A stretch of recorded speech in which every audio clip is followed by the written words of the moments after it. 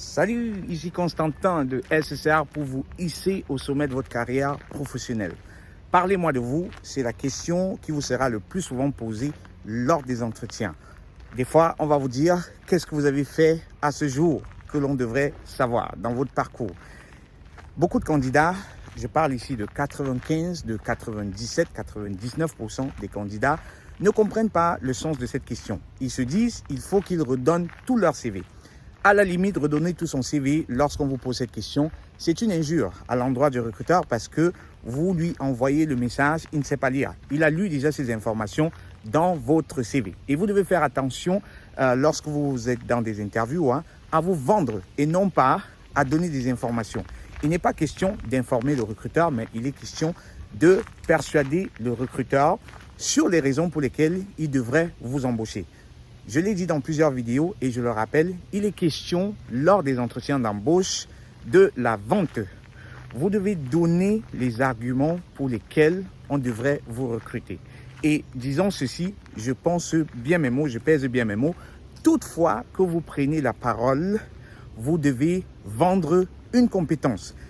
Je vous pose la question, lorsque vous dites au recruteur tout simplement ce que vous avez fait dans votre parcours, quelles sont les compétences que vous vendez? Posez-vous la question. Est-ce que vous vendez une compétence? Non, parce que vous l'informez juste sur ce que vous avez fait. Et donc, vous devez vendre les compétences. Comment est-ce que vous vendez les compétences? C'est en les adaptant, en adaptant votre réponse au poste en face. Qu'est-ce qui est exigé dans le poste? Est-ce que dans le poste, on exige des compétences en Excel? Est-ce que ce sont des compétences commerciales? Est-ce que ce sont des compétences en analyse de données? Si tel est le cas, mettez en avant les éléments clés que vous avez fait dans votre parcours qui démontrent ces compétences-là. Et c'est sur ça que vous allez faire la conversation. C'est sur ça que vous allez vous présenter. Je vous donne l'exemple d'une publicité. Est-ce que vous avez déjà vu une publicité dans laquelle on vous donne tous les détails? Prenons le cas d'une voiture. Je vais prendre la S-Class, voiture que j'aime bien. Imaginez que dans la S-Class, la publicité de la S-Class, on se mettait à vous donner tous les détails techniques de la voiture. Je ne pense pas que vous seriez intéressé à acheter la voiture. Vous allez constater que la publicité ne dure que 30 secondes, 40 secondes, maxi 1 minute. Et dans les 1 minute, on vous a montré tous les détails de la voiture avec les raisons pour lesquelles vous devez les acheter. Vous voyez qu'on joue sur les émotions. On vous met en avant les éléments caractéristiques de la voiture qui vont vous persuader de l'acheter. Si on commençait à vous donner tous les détails techniques, je parle ici des PS, je parle ici du moteur, je parle ici du carbone et tout ce qui est technique, toutes ces choses-là, vous ne serez plus intéressé à acheter la S-Class. Donc, prenez cet exemple à cœur. Lorsque vous devez répondre à la question, parlez-nous de vous. Il est question ici, parce que je vous disais, c'est la vente. Il est question de dérouler votre spot publicitaire.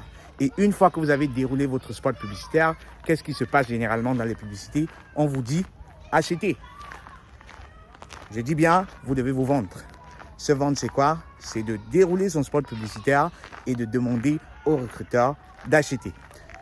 J'espère que vous avez aimé la vidéo. J'espère que pour vos prochains entretiens, vous aurez une bonne approche de la question. Parlez-nous de vous parce que c'est la question la plus difficile, mais aussi la question la plus facile de l'interview parce qu'il est question de vous, de parler de vous.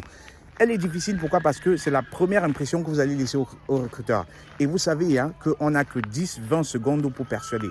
Croyez-moi, les interviews se décident déjà dans les premières minutes.